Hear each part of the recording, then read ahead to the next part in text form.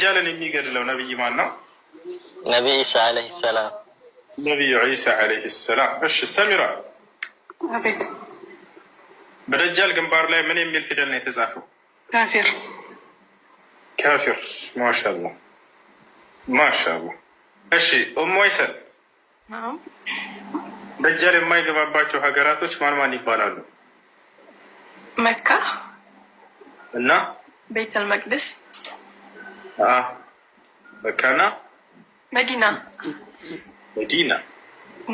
መካና መዲና።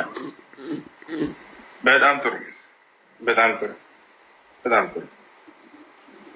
እሺ አብዱልከሪም። አብዱልከሪም ነዋቂዱል ውዱእ ስንት ናቸው? ውዱን የሚያበላሹ ነገራቶች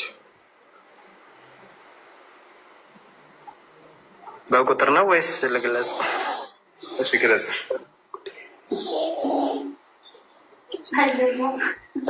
ከሁለት መንገዶች በአንዱ የሚወጣ ኩሉ ማ የኽሩጁ ሚነ ሰቢለይን። እሺ ምን ምን? ለምሳሌ አልጋኢጥ ወልበውል። አልጋኢጥ ወልበውል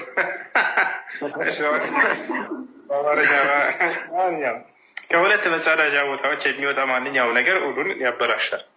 ከነዚያ መካከል አልጋኢጥ ማለት ይገባቸዋል ልጆች፣ ምግብ እየበላ ካለ ሰውየው እንትን እንዳንለው በቃ ከኋላ የሚወጣ እሺ። ያና ልክ እንዲሁ ደግሞ በውል ማለት ሽንት ማለት ነው። ልክ እንዲሁ ከብልት የሚወጡ ማናቸውም ፈሳሾች።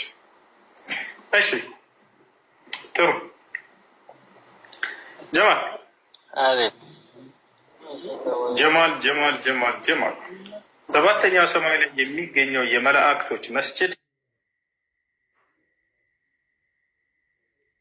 ማን በመባል ይጠራል? የመላእክቶች መስጂድ። መላእክቶች ሰባተኛው ሰማይ ላይ መስጂድ አላቸው። ያ መስጂድ ማን ተብሎ ይጠራል? አላሁ አዕለም። እሺ ሰሚራ መልሽ። ቤተል ማዕሙር። ቤተል ማዕሙር ሴቶች አልተቻሉም። እሺ አንደኛ እየመራ ያለው ማን ከሁላቸውም ትናገራላችሁ ኮሜንታተሮች ነው እየተከታተሉ ስለሆነ። እሺ ሟይስል። እሺ ቤተል ማዕሙር በቀን ስንት መላእክቶች እየገቡ ይሰግዳሉ ብለዋል ነብዩ ሰለላሁ ዐለይሂ ወሰለም? ምርጫ ትሰጠኛለህ? አላህ ሁሉንም በምርጫ ትንሽ።